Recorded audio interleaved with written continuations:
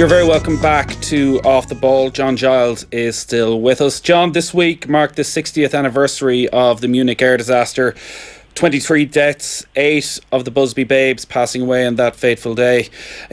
You're 17 years of age. You're probably not living in Manchester that long. It must have been an awful lot for a teenager to deal with. Well, it was very, very sad and very tragic, as we know, Nathan. I was 17 at the time, as you say. I've just signed professional in November. I didn't know how to take it, to be quite honest. You know, in those days there was no guidance or anything. You just, on the day it happened, I went back to the digs, and then we were told don't come into the ground for 2 weeks. And that's the way it was in those days. You know, when you went away, I went away as a 15-year-old. And I was assured before I went away, well, you know, they'll check out your digs and they'll do this and that. Nobody did anything, to be quite honest, Nathan. It was the survival of the fittest. Yeah. And the time of the Munich air disaster, it was pretty much the same, to be quite honest. You were just left to your own devices. Yeah, and what happened is that at that time, with most of the lads who were obviously still living in Manchester, there were an awful lot of funerals. All I can remember is going to different funerals, because the staff, a lot of the staff killed, who weren't the players, they were actually staff and that, and they were all lived in the local area. So there was funerals, you know, a few days a week for the 2 or 3 weeks. And were you close to any of the players? No, I wouldn't have been close. Yeah. I was scared of most of them. Duncan Edwards, Tommy Taylor, and these guys. Liam Whelan I knew reasonably well. Liam looked after me. I went over the previous year, and a man called Tommy Hamilton who came back to Shamrock Rovers, and Liam Whelan looked after me very, very well. So Liam would always ask me now and again, how are you, okay? Is everything okay in the digs? Liam was very good. He was a very, very nice fella, and he was very, very good to me. But I wouldn't have seen that much of him. Liam would have been in the first team dressing room. I would be scared stiff to go in near the first team dressing room. I think there was a huge staff of players in those days. This was the Busby Babes, and I was playing in what was then the B team, which was the fourth team. Right. And lucky to be in it, let's put it that way. So I was a million miles away from the first team and the first team players, although a few of them were very, very nice lads and very, you know, were very good. Some weren't so friendly. Eddie Coleman was very friendly. Mark Jones, very friendly. A lad called Jeff Bent. Liam Whelan, of course.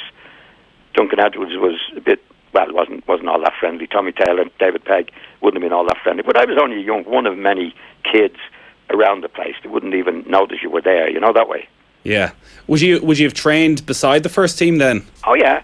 Well, the training was very, very basic in those days. Actually, they had the track around the pitch, as you can see now. Most of the training was around there, lapping around there, and then around 11 o'clock they'd get a couple of balls out, and you'd go around the back and you'd play maybe 12, 15 aside. Tuesday was football ball day. You went up to another training ground and you'd have the balls that morning. It might be a practice match or something. Friday morning was a spike morning. You used to actually wear spikes, you know, for the sprints on a Friday morning, Nathan, which were dangerous, you know. Like if you caught yourself on the back of the leg, you could rip them apart. But it was pretty basic in those days. But there was a huge staff. That Busby had the pick of schoolboys, England, Ireland, the best of England, Ireland, Scotland and Wales at that particular time. Liam Whelan, he was only 22 when he passed away. He's buried here at Glasnevin Cemetery in Dublin. From what you saw of him then as a player, and I think he'd been at United 4 or 5 years, had scored a huge amount of goals at the very top level. Just how good a player was he, and just how good could he have been? Well, you wouldn't know how good that whole team was going to be, but Liam was an outstanding player, and he scored a lot of goals. He was a genuine midfield player, Liam. You know, he wasn't quick, he had good control, but he had an eye for the goal, and he was deceptive in that particular way. But he was only 22. I mean, I think he would have been gone on to be one of the great Irish players. I mean, if you get into the Manchester United team at that age with the competition that was there at the time, Nathan, then it could only get better. Yeah, 26 goals the previous season, you know? As a 21-year-old. Sorry? 26 goals the previous season in the First Division as a 21-year-old. Yeah, he was the leading goal scorer. And I think he was ahead of Tommy Taylor and these the recognised goal scorers. Like Liam was a midfield player, and you know, he obviously had a great future in the game. But he was a nice man he was a man to me at that particular time, although he was very young. I was only 17. But he'd keep an eye out for you, you know? Yeah. He'd keep an eye out for us anyway, the younger lads. And was Duncan Edwards a superstar? Oh, yeah. Well, I think Duncan Edwards made his debut when he was 16 at Manchester United. I think he was playing for England when he was 17. You know, he was a joint of a fella. And did he have that aura of a superstar?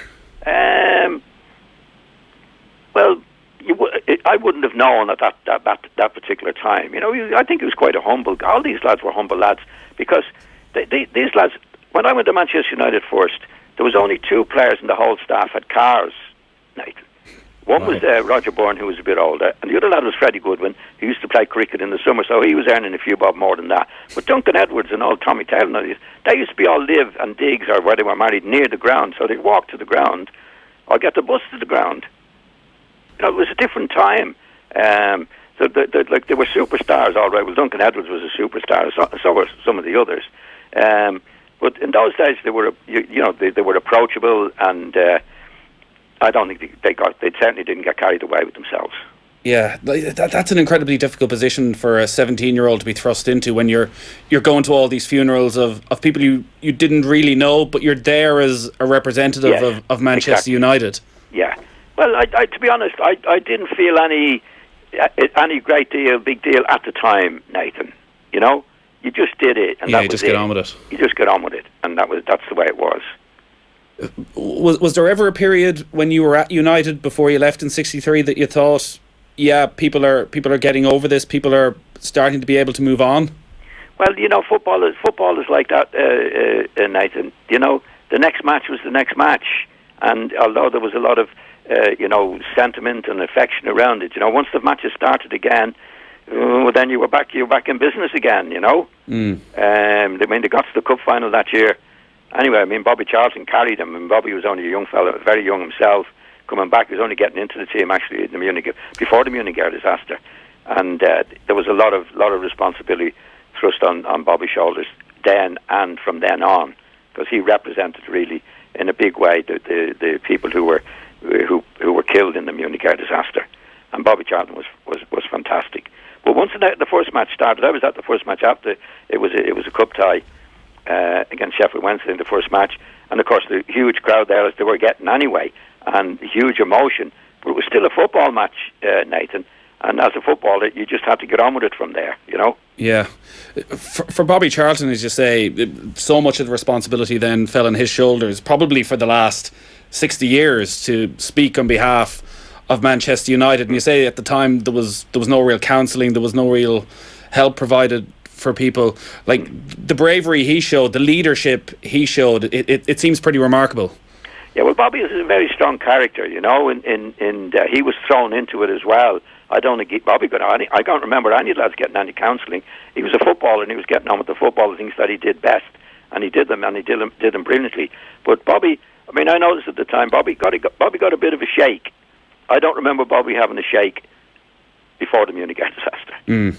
He was an awful lot of responsibility thrown on Bobby, and Bobby was a strong character, a good character, very quiet lad. But he certainly got on with it and became the great player that we all knew him, have known him to be. John, great stuff. We might talk about just how great a player Bobby Charlton was over the next couple of weeks. But brilliant stuff as always. Thanks for taking the call. Oh, thanks, Nathan.